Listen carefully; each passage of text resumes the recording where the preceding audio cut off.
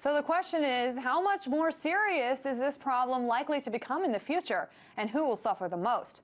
Earlier this week, I sat down with Peter Lockery. He's the director of water at CARE. Here's what he had to say. Water scarcity is a pretty serious issue. Affects about 1.2 billion people across the planet.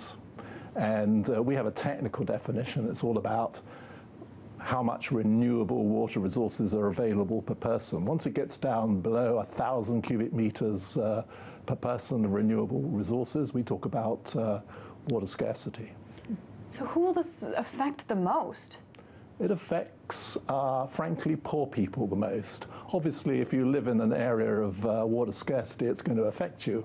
I mean, I live in Atlanta. We don't have water scarcity as such there, but we do have the impacts of, 3 years without adequate or normal rainfall means that I can only water my garden every other day.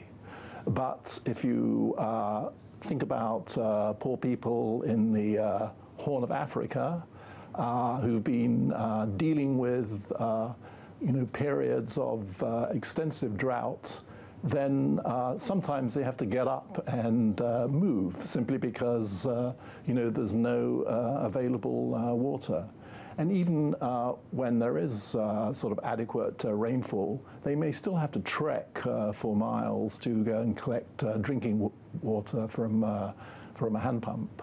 Do you think that there could be a water war in the future, or is that going too far?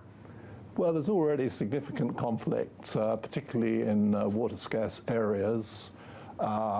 We see it particularly in the Horn of Africa over water points.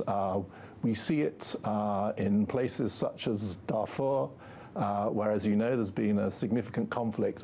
Underlying all the conflict is sort of a fight over land and water resources.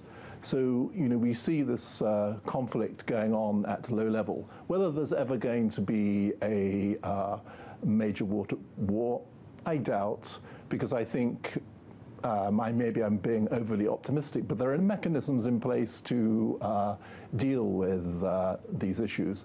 For example, the Nile Basin Commission, which all the riparian countries that is the countries along the banks of the Nile through which the Nile flows, belong to.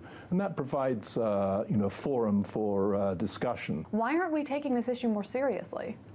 We're not taking the issue seriously because it doesn't affect you and I. If somebody turned off the water to your house, within a few hours you would be significantly concerned about it. But that doesn't happen. Okay, we have breakdowns in the system, we have pipe bursts, but they're fixed. Even if you live in the southwest of the United States where water scarcity is an issue, the utilities are pretty fast to get the supply back to you. If they didn't, then it would be much more of an issue. If you live in a country where the supply is cut off or fails, then you very quickly become, you appreciate